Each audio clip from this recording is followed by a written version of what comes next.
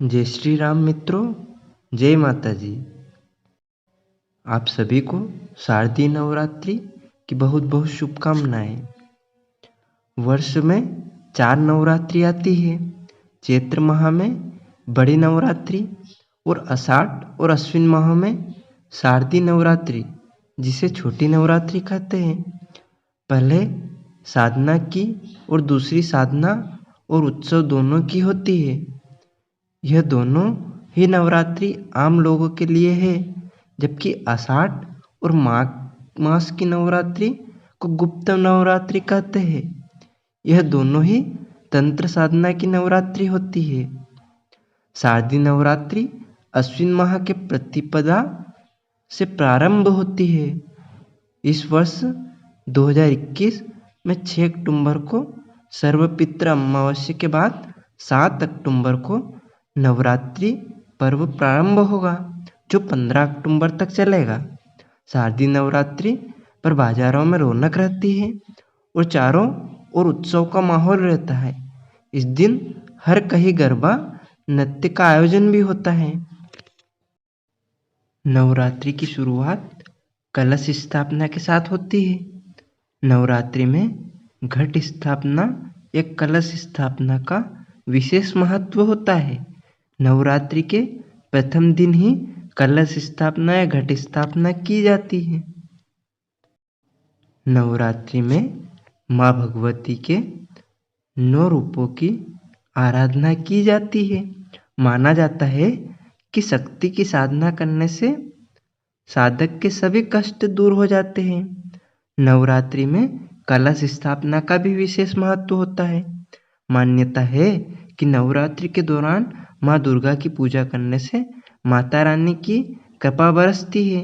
माता की आराधना करने के लिए कुछ भक्त 9 दिनों तक भक्ति भाव से व्रत का पालन करते हैं। कुछ भक्त फलाहार व्रत करते हैं तो कुछ निर्जल व्रत करते हैं।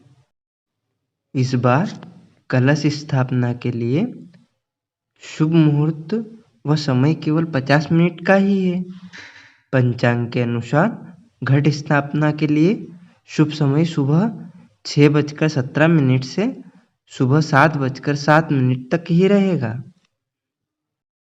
नवरात्रि के इन 9 दिनों में माँ दुर्गा के 9 रूपों का पूजन किया जाता है। शैलपुत्री माँ नवदुर्गा का पहला रूप शैलपुत्री देवी का है। नवरात्रि के प्रथम दिन इनकी पूजा की जाती है। हिमालय राज की पुत्री होने के कारण इन्हें शैलपुत्री कहा जाता है। ये माता पार्वती का ही एक रूप है। ब्रह्मचारिणी ब्रह्मचारिणी देवी माँ नवदुर्गा का दूसरा रूप है। माँ पार्वती ने घोर तपस्या करके भगवान शिव को पति के रूप में प्राप्त किया, इसी कारण इनका नाम ब्रह्मचारिणी पड़ा। इनकी पूजा नवरात्रि के दूसरे दिन की जाती है। चंद्रघंटा यह माँ नवदुर्गा का तीसरा रूप है और इनकी पूजा तीसरे दिन की जाती है। चूँकि ये भगवान शंकर के मस्तक पर अर्धचंद्र घंटे के रूप में सुशोभित है, इसीलिए इन्हें चंद्रघंटा के नाम से जाना जाता है। कुष्मांडा नवदुर्गा के चौथे रूप को कुष्मांडा देवी कहा जाता है। इनकी पूजा नवरात्रि में चौथे दिन विधि पूर्वक की जाती है।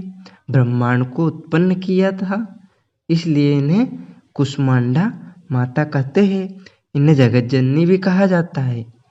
स्कंद माता नवदेवी दुर्गा के 5वें रूप को स्कंद माता कहते हैं। इन्होंने भगवान शिव के पुत्र कार्तिकेय या स्कंद को जन्म दिया था, जिसके कारण इनका नाम स्कंद माता पड़ा। इनकी पूजा 5वें दिन होती है। कात्यायनी यह माँ दुर्गा का छठा रूप है। कात्यायनी देवी की पूजा नवरात्रि के 6वें दिन की जाती है। इनका जन्म कात्यापन ऋषि की साधना और तप से होने के कारण इन्हें कात्यायनी कहा जाता है। कालरात्रि नवरात्रि के 7वें दिन माँ कालरात्रि की पूजन की जाती है। कालरात्रि का रूप माता दुर्गा ने दैत्यों के नाश करने और भक्तों को अभय देने के लिए धारण किया था। महागौरी माँ दुर्गा का 8वां रूप महागौरी का है। मान्यता है कि अति कठोर तप के कारण इनका वर्ण कला पड़ा गया। अब भगवान शिवजी ने गंगाजल छिड़ककर इन्हें पुनः गौरवर्ण प्रदान किया। इसी कारण इन्हें महागौरी नाम दिया गया। सिद्धिदात्री दुर्गा माता का यह 9वां रूप है।